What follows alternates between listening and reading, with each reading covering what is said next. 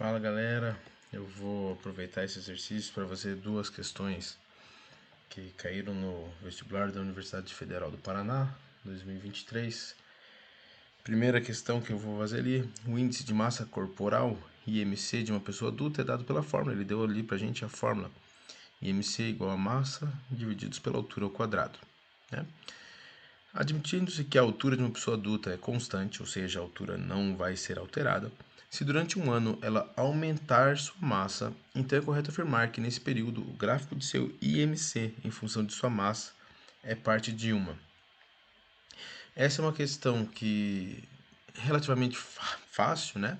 A partir do momento que você olha, quando ele diz para nós que a altura é constante, você está dizendo que isso aqui, a altura ao quadrado, não vai mudar em nada a, os valores, né?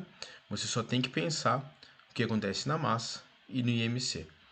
Se eu paro para pensar em questão de proporção, a altura sendo uma constante, então a altura ao quadrado também será uma constante, eu tenho que, a massa vai aumentar durante o ano. Então você pode pensar assim, se for dobrada a massa, vai ser 2 vezes a massa original. O que acontece com o IMC? Quando eu dobro a massa, eu estou dobrando toda essa fração. E se eu estou dobrando a fração inteira, eu estou dobrando exatamente o IMC. Se eu triplicar a massa, obviamente, né? Parando para pensar em possibilidades numéricas e não na contextualização, você vai triplicar. Ou seja, conforme você aumenta a sua massa, você aumenta também o seu IMC, né? Então, as opções que a gente tinha ali, reta horizontal.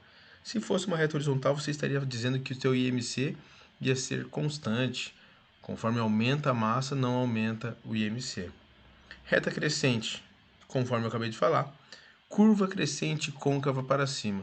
Não faz sentido, né? Não faz sentido nenhum essa questão de curva crescente côncava para cima, exatamente porque existe essa questão da proporção, né? A gente lembra que a função afim é uma função, pode ser crescente ou decrescente, ela mantém essa proporcionalidade, né, dentro do seu crescimento. Próxima parábola também não faz sentido nenhum. E senoide a gente sabe que seria uma função seno, né? Então a gente não tem nada da trigonometria ali, não faz sentido nenhum.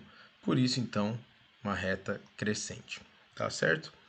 Próxima questão. Na figura ao lado estão representadas 4 circunferências de raio 1 centímetro. Então são 4 circunferências de mesmo tamanho, que são tangentes nos pontos A, B, C e D. Assinale a alternativa que corresponde ao valor em centímetro quadrado da área achurada em cinza. E você tem aquela areazinha ali. A única coisa que eu preciso fazer nessa questão para resolver, ela é uma questão relativamente fácil, eu vou pegar os centros dessa circunferência e eu vou ligar os centros. Vou fazer um esboço aqui, ó. Opa! Finjo que eu fiz aqui um quadrado, certo? O que acontece? Essa área achurada é a área do quadrado menos exatamente os setores circulares. Ó, setor circular, setor circular, setor circular e setor circular. Vamos pensar então o que a gente tem nessa questão. O quadrado. O quadrado é o encontro dos dois centros. Sabendo que o raio de cada um dessas circunferências vale 1, o lado do meu quadrado vale 2. Não sei se está muito ruim para vocês enxergarem. Deixa eu trocar um pouco a cor. Por em vermelho de volta, né? O lado do quadrado vale 2. O lado do quadrado vale 2. Então, eu posso dizer que a área desse quadrado vale 2 ao quadrado, que vale 4. Eu preciso tirar os setores circulares. Esses setores circulares, cada um deles é 1/4 da circunferência. Ó. Por quê? Porque eu faço 90 graus em cada um deles, porque é um quadrado, né? Então, se eu tenho 4 setores circulares, que corresponde a 1/4 da circunferência, eu posso calcular a área de um círculo inteiro. É aquela área que eu estou tirando, né? Qual que é a fórmula da área do círculo? πr ao quadrado. πr ao quadrado. Sabendo que o raio vale 1, que é o raio da circunferência que ele deu, 1 ao quadrado vale 1, π vezes 1, π. A área achurada é exatamente a área do quadrado, né, que vale 4, menos a área da circunferência, que vale π.